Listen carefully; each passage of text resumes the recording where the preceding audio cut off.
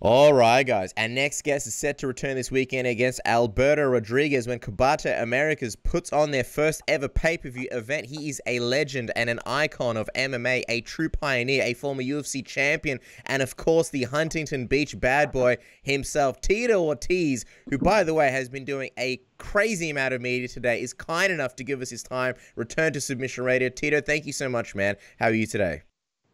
Doing great, man. You're very welcome. Anything for all my Australian fans, man. I appreciate it for sure. Well, I have to say again, you are really going out on a limb. You've got a fight this weekend, and you've given us this quick time to speak to us. I think all the fans knew you were a good guy, a people's champion, but it just shows why you mean so much to the fans. So tell us, you're fighting Alberto Rodriguez this weekend. How are you feeling? It's fight week. You're doing these 12-hour media days. We see you pop up everywhere. How are you finding time to train for this one? Well, last night I got a good session. Last night we did 5 rounds last night.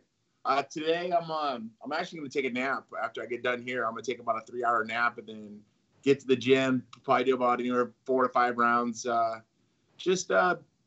in shape though, man. I've been going now for 19 weeks, so this is kind of a tune-down week for me. So it helps.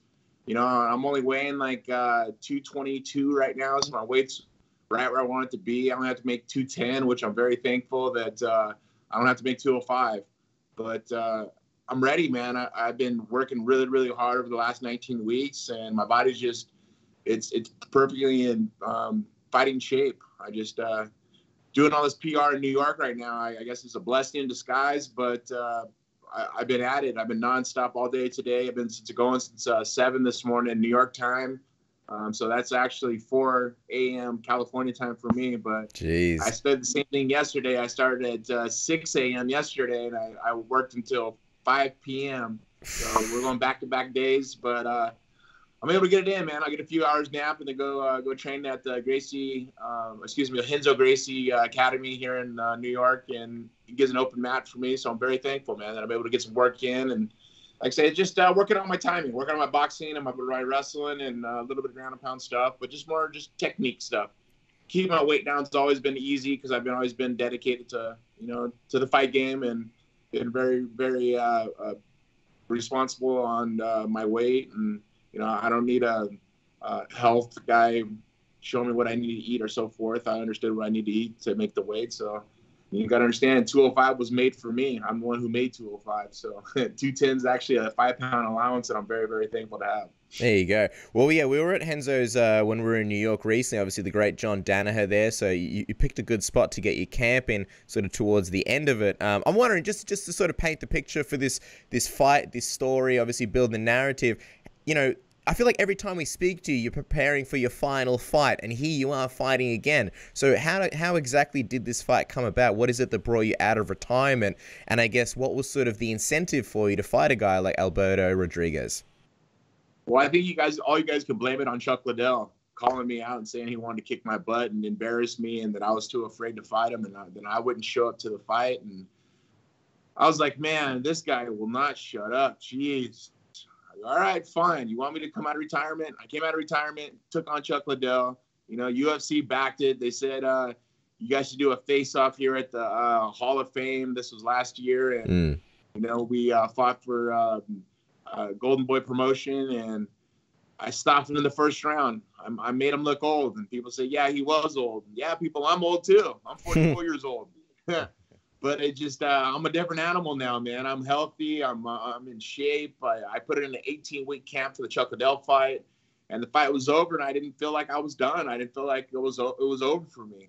So I called Randy Couture, and Randy's a close friend of mine. I go, Randy, when you were 43, what made you come back and win the heavyweight world title? He's like, Tito, man, I didn't feel like I was done. I didn't feel like it was time for me to hang him up. And after I fought Chael Sonnen and I had to get 3 disc replacements in my neck, I thought I was done, but.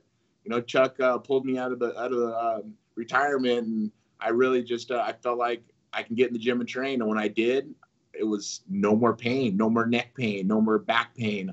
I was just like, wow, this is what it feels like to train with no pain. I like this. And then I get the win. I knock out Chuck Liddell in the first round. I'm all, I like this even more. And then all of a sudden I was reaching out to Bellator, and I reached out to a couple of other organizations, and Combate Americas said, can we have a meeting with you? Because they knew I was thinking about fighting again. And they said, well, we have a guy for you. We want to bring you on as ambassador of our company. And I was like, okay, I like this. And it was a deal I pretty much couldn't refuse. And they said, and here's another one too. Alberto Del Rio wants to fight you.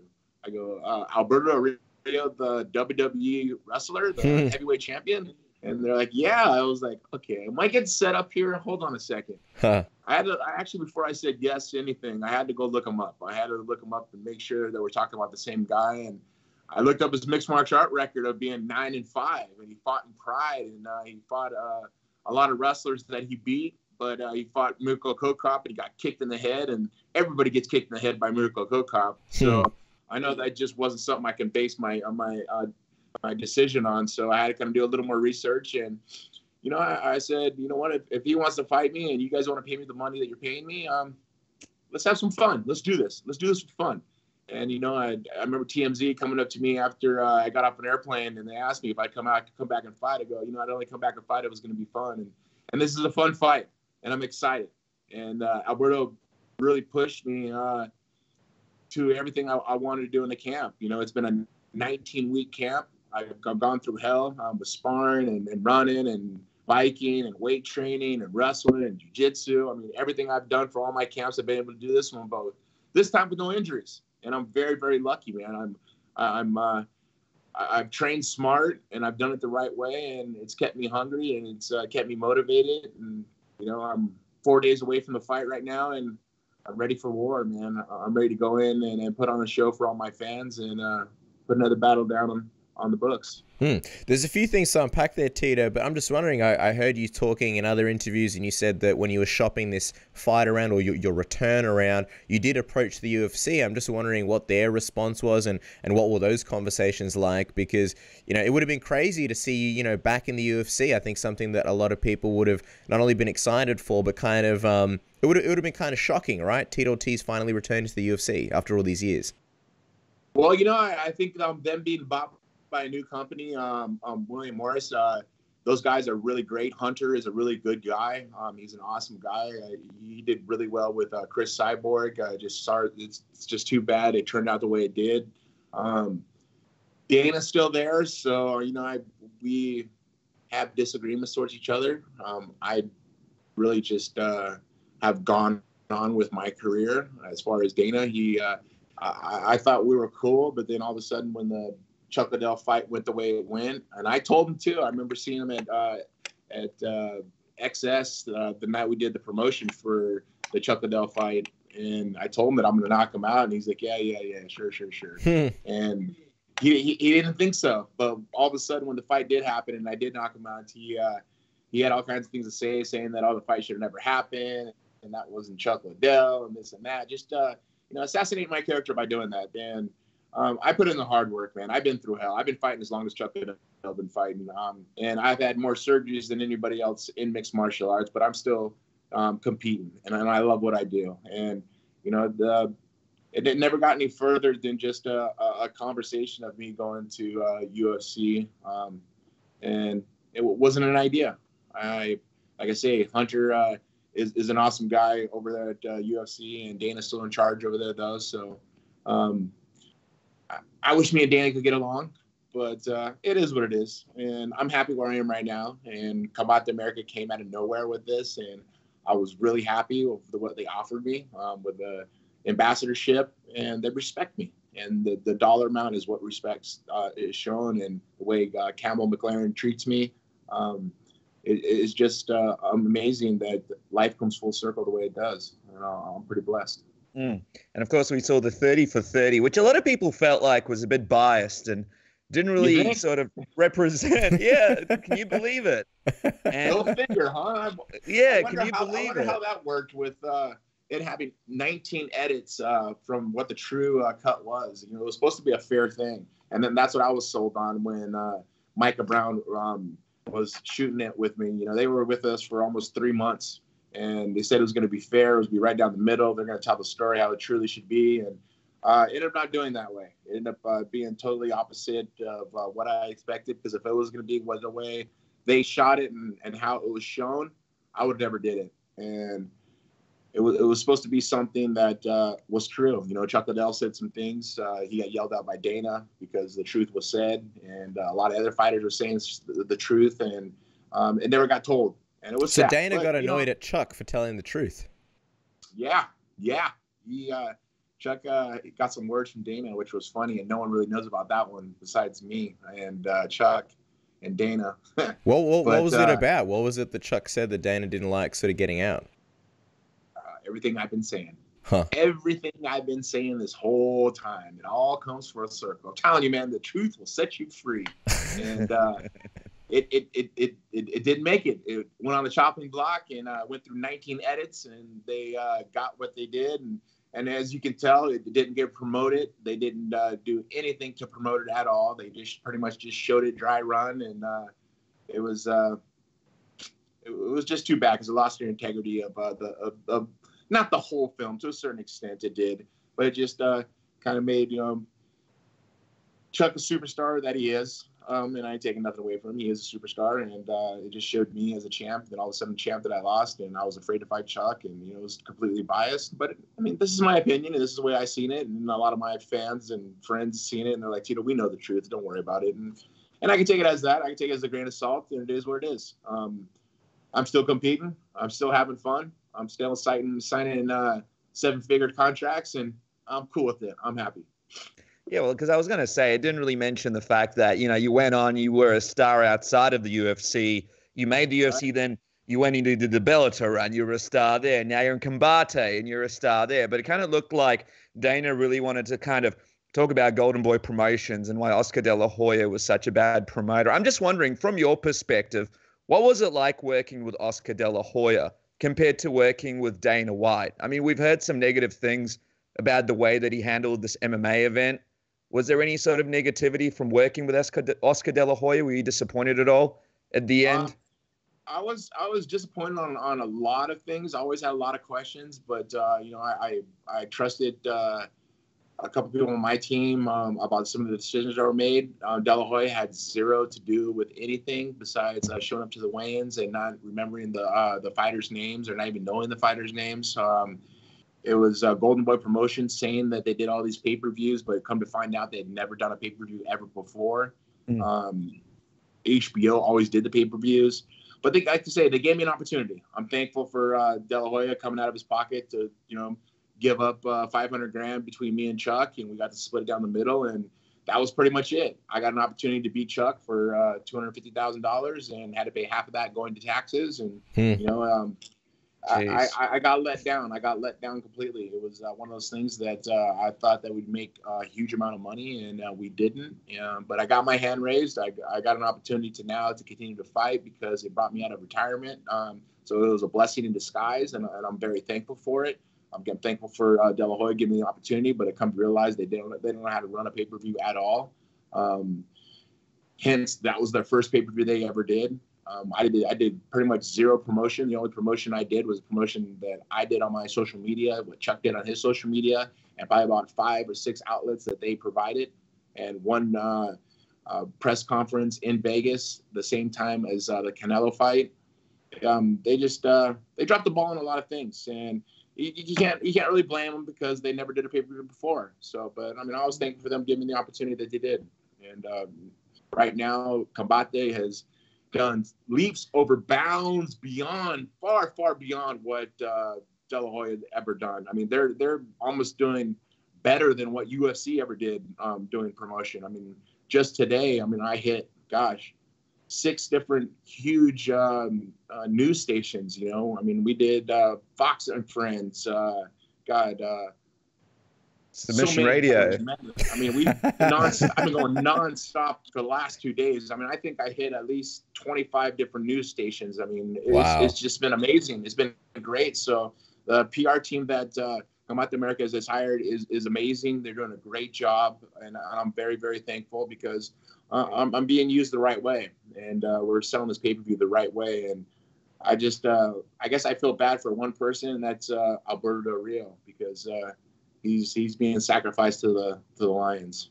Mm-hmm. We want to talk about this fight just quickly. What do you make of Dana White and Oscar De La Hoya talking about fighting each other and, oh, I'll beat his butt, I'll beat that butt, And by the way, Oscar De La Hoya, one of the greatest boxers of all time. Do you laugh when you see that? When Dana and him go back and forth? That's just like Dana saying he wanted to fight me. I mean, come on, man. Come on. Yeah, you know what? I'll let those guys brawl it out. All those guys talk about each other. And my life, life's too short to be negative. Life's too short to hate. And I'm going to continue what I'm doing. I'm very satisfied where I am right now. I'm happy. I'm working this business. I'm busting my ass. I'm living the American dream, and I'm very, very lucky. And what Dana and Oscar have against each other is between them two. And I'm out of the business. I'm away from both of them. So I'm good. I'm away from them completely. Well, the interesting thing about this fight is you've decided to put your UFC belt sort of on the line, and that's an important piece of hardware, not only in sort of MMA history, but also your career. So that's on the line. What does it mean for you to put that belt up? Something that I imagine you cherish quite a lot. And also, what would you do with his WWE title, assuming you go in and get the job done this weekend? That's what excites me. That's why I put it in a 19-week camp, to have a WWE Heavyweight Championship belt. And I beat the guy who won one. People don't. I guess people don't get it if they're not big fans like me of WWE, because I've always been a huge WWE fan as a kid, even through my career. I mean, I could name so many WWE wrestlers that I've looked up to that I've taken little small pieces of their career and added them to mine. From Hulk Hogan to Stone Cold Steve Austin to Wayne Johnson. I mean, so many guys that I've watched through my career. I was willing to sacrifice one of my titles, and it just makes me that much more hungry. It feels like a world championship fight. It feels like I'm fighting for my title. I'm fighting for my name. I'm fighting for my legacy. And against Alberto Del Rio, him being a heavyweight WWE world champion, I'm excited, man. I want to put on a show. I want to make it exciting for the fans to watch. I want to, ground and pound is coming for sure. I'm going to stand on my feet. I'm going to bang. I'm going to defend the takedown. I'm going to punish this guy. I'm going to punish him in the first round. I'm going to take him, let's see if he can make it to the second round. I don't think he will. I said that I would donate $50,000 to a charity if he made it to the second round, just to make it interesting. But I'm going to push the tempo. I'm going to push it fast, and I'm going to try to look for a fast knockout. If it doesn't happen, I'm going to grind it out, and I'm going to hurt him, man. I'm going to put some damage on him. I'm going to look for blood. That's for sure. It's fascinating seeing you guys, yourself and Alberto, because it seems like you're in very different parts in life. You've sort of, I feel like your life is the best it's ever been. You're doing this because you want to. And he's spoken about how he had some legal issues and sort of Combate helped him out. And now he wants to kind of repay them and almost, show them loyalty and do them a favor in a sense and get back in. And I feel like he's trying to sort of, in a way, rebuild his life. What do you think about his motivation for his fight? Do you think he's doing the fight for the right reasons, in a sense, when you guys go in there and fight? I think he's doing it for the right reasons. I mean, he started his camp at the beginning of the year. Before this fight was even talked about or even signed, he was already training. And people don't know that. He was already training. He was already getting ready for this fight. So when I started my camp back in July, I mean, I missed out on a whole summer. I missed out on a whole fall. I mean, we're already now we're in wintertime. I've been training that long, and he's been training that long. So I expect to put on a great show, and I expect he's going to put on a great show. It just shows that he's being loyal to the company. It shows that he wants to get paid, of course, but he thinks he could beat me. He says he could beat me. He wants that UFC light heavyweight title that I'm willing to put up for grabs. And on Saturday night, December 7th, want to walk away with both titles. And when I walk out with both my boys, as I did against Chael Sonnen with Jacob, this time I'll be walking out with Jesse and Journey, and I'll be putting that title around their shoulders after I beat it from Alberto Del Rio. I was going to say, if you get that WWE title, do the people on SmackDown and Raw need to be put on notice? Will Tito Ortiz possibly be running out? They better be put on notice. I'm putting Brock Lesnar. Is Brock Lesnar in trouble? Set the record straight for us, Tito. Brock Lesnar's in trouble. All those guys are in trouble because I win this title. I'm coming after their title. And it ain't going to stop until then because I'm going to live my dream as this American dream continues on. I will be the heavyweight champion of WWE also. Just wait. Give me time. It's going to happen. Dude, we can't wait. And speaking of the WWE, Cain Velasquez, we saw the plan for you is to fight again, and we see that Cain Velasquez might be a possibility for the future. What is going on? Is that actually You happening? never know, man. It's just one of those things. If Cain can get down to 205, I'm in. Let's do this. I would love to do it. Cain is a awesome champion, heavyweight champion of UFC. He's a great fighter, and he hasn't fought in a while. And if that's the next opponent, then let it be. Right now, I haven't fought past about 10 p.m. on Saturday, December 7th, man, and my hand being raised. I ain't even thought about my after party. I ain't even thinking about an after party. All I thought about it too is getting my hand raised. There you go. That explains why our invites haven't arrived in the mail, Tito. I'm just wondering, would it, and while we're talking hypotheticals, would this fight ever happen at heavyweight if it was you versus Cain Velasquez? Because he is a big guy, or is light heavyweight the only way that this would potentially happen? I would do a catch weight of 210 for him. You got to understand, I fought my whole career at 205 pounds. A whole career since the beginning. I mean, 199 I used to make, and then all of a sudden we made it 205, and that's always been perfect. I mean, I walk around 220, 225. Just whenever I fight, making that 205 weight class makes me fast. It makes me know that I'm in shape. I'm not going to be lazy, and that's important. That's why I've always been a light heavyweight. Tito, we don't want to be too greedy with your time, and we know you've given us plenty of it, so we'll let you go in a minute. Just quickly, obviously this massive fight recently got announced between Conor McGregor and Donald Cerrone, and we are asking all our guests, so we just wanted to get your thoughts on what are you expecting from Conor McGregor's big return as he finally comes back, which obviously for him an interesting narrative has been just the year that he's gone through, and people are all wondering, well, what is he going to look like when he comes back in the cage? I'm curious to get your thoughts. Well, I mean, the guy made a lot of money. I mean, he really doesn't have no reason to come back. I don't know why he's coming back, unless he's making really dumb money with UFC, which he probably is. But Donald Cerrone's a tough guy. I love Donald Cerrone. He's a good dude. I really respect him.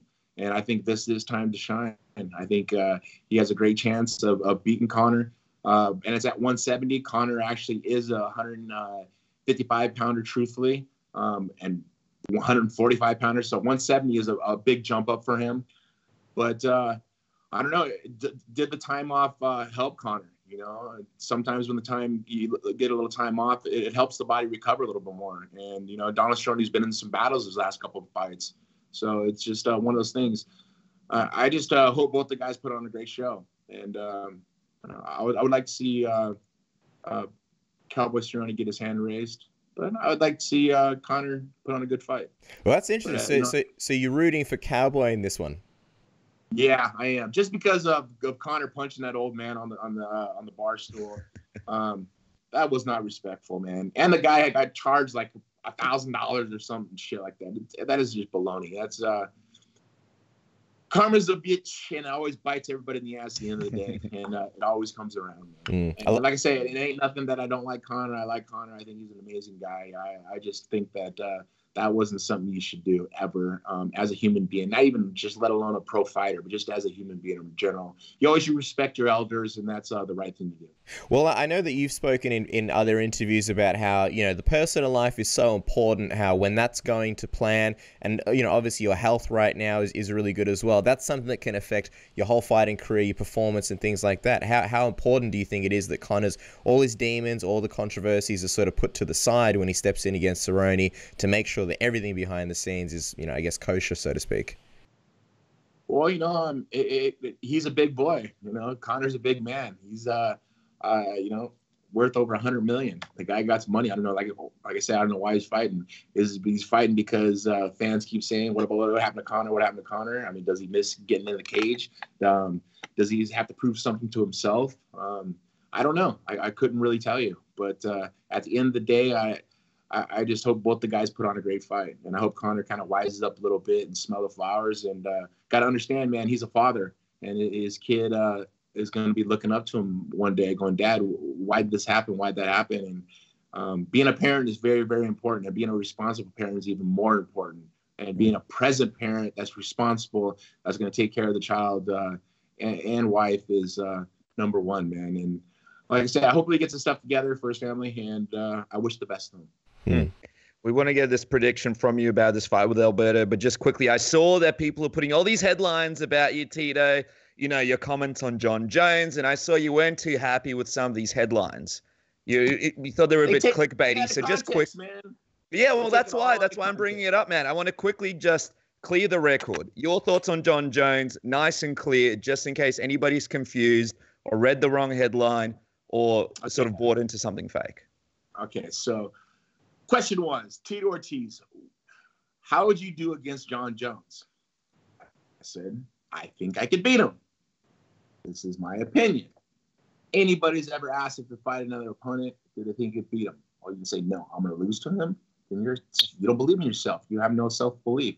I believe in myself. I'm healthy right now. I'm strong right now. I'm fast. I'm doing everything I did when I was champion. Why couldn't I think I could beat him? Jon Jones is the greatest? Yes. Is he the best? Yes. Could I beat him? Possibly. Could I lose to him? Probably. But I would give one hell of a run for his money. I'll tell you that for sure.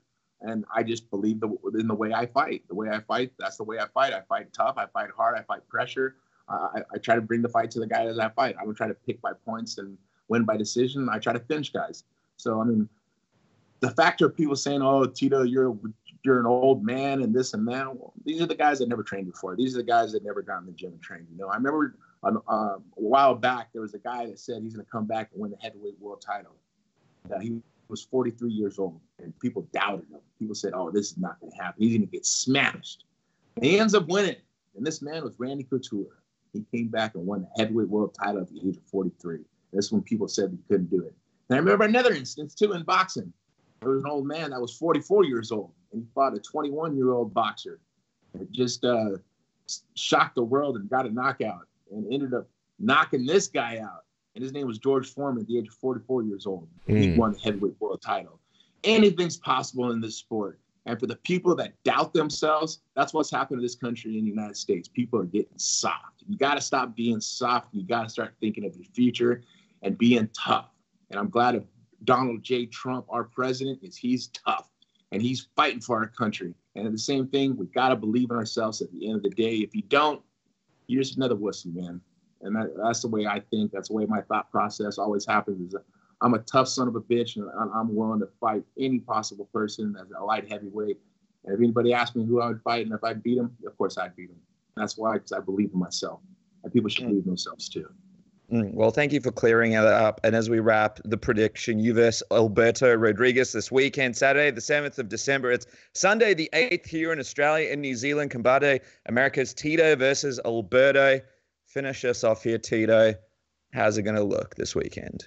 I'm going to run across the cage. I'm going to rip off his right arm, and I'm going to beat him down with his right arm. I'm going to rip off his left arm. I'm going to beat him down with his left arm. Then rip off each one of his legs, and I'm going to throw it to the guys in first and second row. Tito Ortiz gets his hand raised, and the new WWE heavyweight champion. Well, there you go, guys. And I believe it because as you've been doing this interview, you've got a knife in your, or not anymore, but you had a knife in your hands throughout most of this interview. So I believe, look at that. It's actually a letter. It's a letter opener. Oh, yeah, okay. No, I mean, chop his arm off with this thing. You never know. Okay. I thought we were playing. I'm here at the Trump International in New York, so you know. I'm actually ready about to go to have some dinner with the President of the United States. So hope you guys have a great night. Wow. Thank you so much for Tito. Appreciate your time, man. Have a great dinner. Nice, man. Cheers.